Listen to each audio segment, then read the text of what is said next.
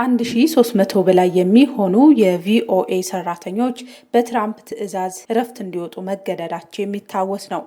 ለመሆኑ ትራምፕ የአሜሪካ ድምፅ ሬዲዮ ቮይስ ኦፍ አሜሪካን ለምን መዝጋት ፈለጉ? መረጃውን ይዘናል።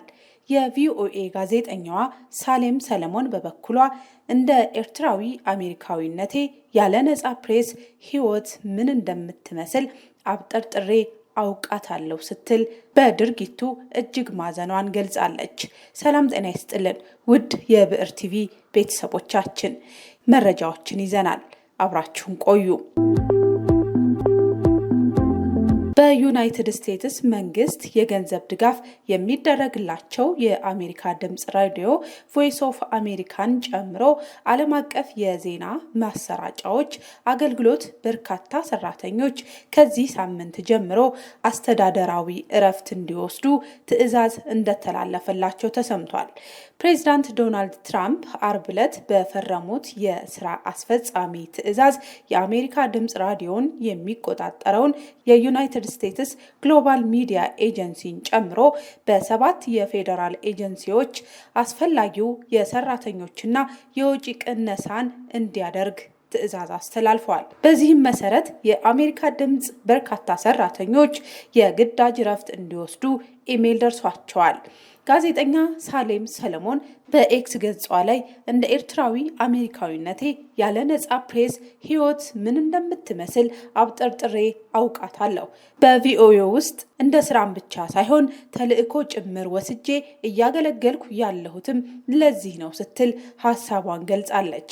በየቀኑ ታማኝ የሆኑ ዜናዎችን እያቀረብን ስንሰራ በመቆየታችንም ኩራት ይሰማኛል ብላለች።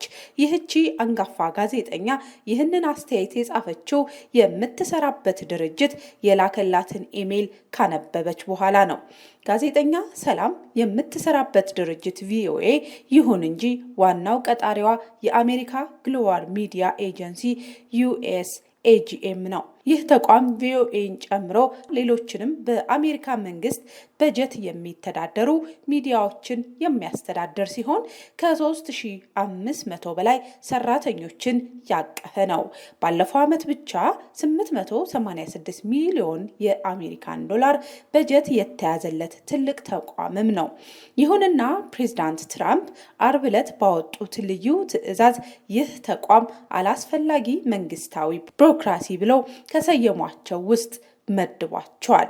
ይህን ተከትሎም ለቪኦኤ ከ1300 በላይ ለሚሆኑ ጋዜጠኞች በተላከላቸው ኢሜይል የግዳጅ እረፍት እንዲወጡ ተነግሯቸዋል። በተጨማሪም በእጃቸው ላይ የሚገኘውን የፕሬስ መግለጫ ፍቃድና ሌሎች ቁሳቁሶች እንዲያስረክቡ ትዕዛዝ ተላልፎላቸዋል። የቪኦኤ ዋና ዳይሬክተር ማይክል ይህንን በተመለከተ በሰጡት አስተያየት ከ83 ዓመታት ወዲህ ለመጀመሪያ ጊዜ የቪኦኤ ድምፅ እንዲዘጋ ተደርጓል። እኛ የአሜሪካ ታሪክን በመናገር በመላው ዓለም ዲሞክራሲና ነጻነት ስናስተዋውቅ ቆይተናል። በተለይ በአምባገነን ስርዓት ውስጥ ለሚገኘው ሕዝብ ተገቢና ሚዛናዊ መረጃዎችን ስናቀርብ ነበር ብለዋል።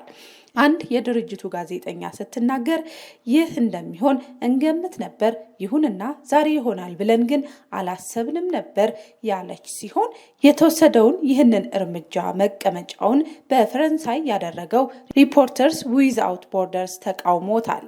ድርጅቱ በመግለጫው የአሜሪካን ኮንግረስ ይህንን ውሳኔ እንዲቀለብስ ጠይቋል። በፕሬዝዳንቱ ውሳኔ መሰረት ቪኦኤ ለጊዜው እንዲቆም የተደረገ ቢሆንም በኮንግረስ ስብሰባ ላይ ይህ ውሳኔ ከፍተኛ ሙግት እንደሚገጥመው ይጠበቃል። ዋይት ሀውስ የፕሬዝዳንት ትራምፕን ውሳኔ በማስመልከት ባቀረበው ጽሑፍ ላይ ግን በቪኦኤ ላይ በርካታ ክሶችን ዘርዝሯል።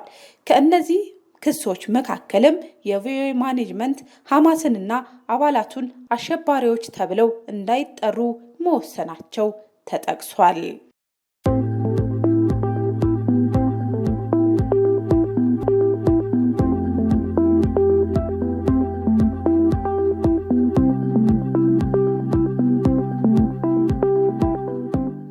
ከዚሁ ጋር ተያይዞ ወደ ሀገራችን መለስ ስንል ለሚዲያ ባለሙያዎች አንድ ወጥ መታወቂያ ሊዘጋጅላቸው እንደሆነ ተነግሯል።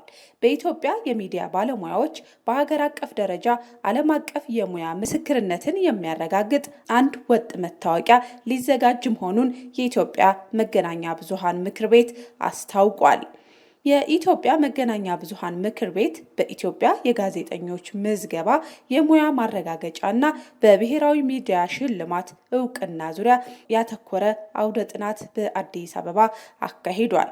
አውደ ጥናቱ በኢትዮጵያ ውስጥ የጋዜጠኝነት ስራ በታማኝነት በብቃትና በተጠያቂነት እንዲተገበር ለማስቻል የሚዲያ ባለሙያዎችን ሙያዊ እውቅና በመስጠት ሕጋዊ ለማድረግ ግልጽ የሆኑ መስፈርቶችን በማስቀመጥ ሁለንተናዊ ማዕቀፍ ለማዘጋጀት ዓላማ ያደረገ መሆኑንም ምክር ቤቱ አስታውቋል።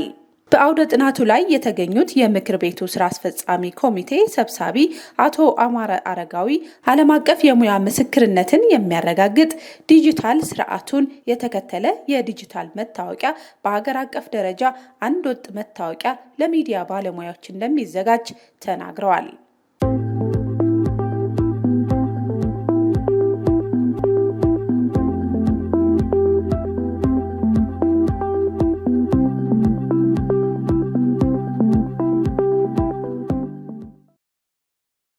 ከዚሁ ጋር ተያይዞ ወደ ሀገራችን መለስ ስንል ለሚዲያ ባለሙያዎች አንድ ወጥ መታወቂያ ሊዘጋጅላቸው እንደሆነ ተነግሯል። በኢትዮጵያ የሚዲያ ባለሙያዎች በሀገር አቀፍ ደረጃ ዓለም አቀፍ የሙያ ምስክርነትን የሚያረጋግጥ አንድ ወጥ መታወቂያ ሊዘጋጅ መሆኑን የኢትዮጵያ መገናኛ ብዙሃን ምክር ቤት አስታውቋል። የኢትዮጵያ መገናኛ ብዙሃን ምክር ቤት በኢትዮጵያ የጋዜጠኞች ምዝገባ የሙያ ማረጋገጫና በብሔራዊ ሚዲያ ሽልማት እውቅና ዙሪያ ያተኮረ አውደ ጥናት በአዲስ አበባ አካሂዷል። አውደ ጥናቱ በኢትዮጵያ ውስጥ የጋዜጠኝነት ስራ በታማኝነት በብቃትና በተጠያቂነት እንዲተገበር ለማስቻል የሚዲያ ባለሙያዎችን ሙያዊ እውቅና በመስጠት ሕጋዊ ለማድረግ ግልጽ የሆኑ መስፈርቶችን በማስቀመጥ ሁለንተናዊ ማዕቀፍ ለማዘጋጀት ዓላማ ያደረገ መሆኑንም ምክር ቤቱ አስታውቋል። በአውደ ጥናቱ ላይ የተገኙት የምክር ቤቱ ስራ አስፈጻሚ ኮሚቴ ሰብሳቢ አቶ አማረ አረጋዊ ዓለም አቀፍ የሙያ ምስክርነትን የሚያረጋግጥ ዲጂታል ስርዓቱን የተከተለ የዲጂታል መታወቂያ በሀገር አቀፍ ደረጃ አንድ ወጥ መታወቂያ ለሚዲያ ባለሙያዎች እንደሚዘጋጅ ተናግረዋል።